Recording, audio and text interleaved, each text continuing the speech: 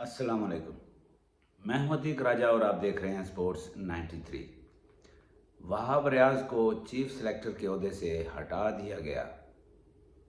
Selection का नया निज़ाम मुतारफ़ कराया जा रहा है। शाहीन अफरीदी की कप्तानी ख़तरे में।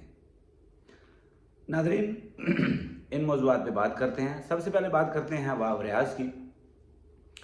वहाब रियाज का ओहदा जो कि चीफ सेलेक्टर का था उसे ख़त्म कर दिया गया है, लेकिन वो बदस्तूर सिलेक्शन कमेटी के मेंबर रहेंगे।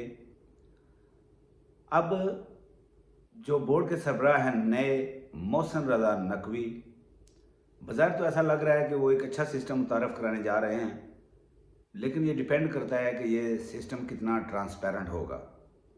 अगर ये सिस्टम ट्रांसपेरेंट होगा तभी काम चलेगा। अब कोई भी चीफ सेलेक्टर के ओहदे पे नहीं रहेगा। सिलेक्शन कमेटी में 3 की जगह 7 मेंबरान रखे गए हैं। पहले तो मेंबरान जो है वो सिंबॉलिक ही थे, काम सारा चीफ सेलेक्टर का ही होता था, वही सिलेक्शन करता था, सिलेक्शन उसी की होती थी। लेकिन अब ऐसा नहीं होगा।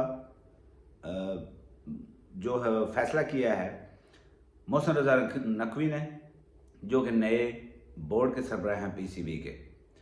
अब 3 की जगह 7 मेंबर होंगे सिलेक्शन कमेटी के, जिसमें वहाब रियाज भी शामिल हैं। उन मेंबरान में अब्दुल रज़ाक शामिल हैं। लेजेंड क्रिकेटर पाकिस्तान के साबिक बल्लेबाज मोहम्मद यूसुफ को सिलेक्शन कमेटी में रखा गया है। उसके अलावा असद शफीक, जिनके पास पाकिस्तान की तरफ से मुसलसल सबसे ज़्यादा टेस्ट मैचेस खेलने का रिकॉर्ड है। हाल ही में वो फर्स्ट क्लास क्रिकेट से रिटायर हो चुके हैं, उन्हें सिलेक्शन कमेटी में रखा गया है। उसके अलावा वहाब रियाज शामिल हैं।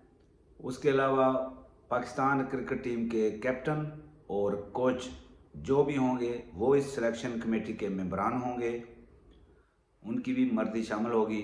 और इसके अलावा 7वें नंबर पे एक डाटा एनालिस्ट होगा, जो कि डाटा बताएगा खिलाड़ियों का, उनकी कारकर्दगी, उनका मेयार, उनका डाटा, उसके बारे में बात करेगा। और वो भी सिलेक्शन कमेटी का रुकन तस्वर किया जाएगा, वो भी उसमें वोटिंग करेगा। अगर किसी मामले में कन्फ्यूजन होगी तो वोटिंग के ज़रिए उस फैसले को हल किया जाए, उसका फैसला किया जाएगा और उस कन्फ्यूजन को या उस प्रॉब्लम को दूर किया जाएगा वोटिंग के ज़रिए। अब अगर ये सारा कुछ ट्रांसपेरेंट रहता है तो मेरे ख्याल में ये एक बहुत अच्छी तब्दीली है और बहुत अच्छा है। देखते हैं अगर इसमें सियासी दबाव नहीं होता या मुदाखलत नहीं की जाती बोर्ड की तरफ से, क्योंकि वाज़ेह तौर पे कहा है मोहसिन नकवी साहब ने, जो बोर्ड के सरबराह हैं, कि वो सिलेक्शन कमेटी के मामलात में मुदाखलत नहीं करेंगे। हालांकि ये कानून भी नहीं है, सिलेक्शन करना खिलाड़ियों का ये सिलेक्शन कमेटी का काम है। बोर्ड के जितने भी पहले सरबराह रहे हैं, ज़का अशरफ हों, नजम सेठी हों, रमीज़ राजा हों, उससे पहले जो भी हों, उससे पहले नजम सेठी थे या एहसान मानी थे, कानून तो कोई नहीं है कि बोर्ड के सरबराह के पास और बहुत से मामलात होते हैं चलाने के लिए, लेकिन मुदाखलत ज़रूर करते रहे हैं, चाहे रमीज़ राजा हों, चाहे नजम सेठी हों, चाहे ज़का अशरफ हों, जो भी हो।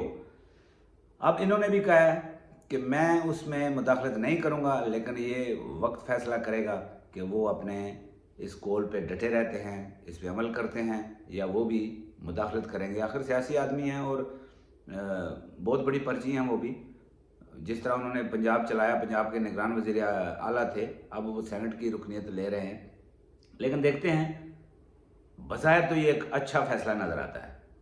अब दूसरी बात कि शाहीन अफरीदी की जो कप्तानी है उसको क्या ख़तरा है।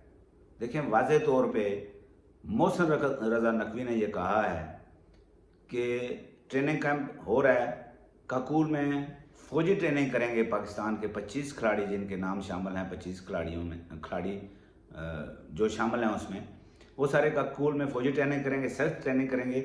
और कप्तानी के सवाल पे उन्होंने वाज़ेह तौर पर कहा कि ट्रेनिंग के बाद ये फैसला किया जाएगा कि कप्तान पाकिस्तान टीम का कौन बनेगा। इसका मतलब ये है कि शाहीन अफरीदी के बारे में ये सोचा जा रहा है कि वो कप्तान नहीं रहेंगे, बहुत कम चांस है उनका। हो सकता है कि अभी जो न्यूजीलैंड पाकिस्तान के दौरे पे आ रही है 5 T20 खेलने, उसमें शाहीन अफरीदी की जगह कप्तान कोई और हो। अब ये वक्त फैसला करेगा कि कप्तान कौन होता है।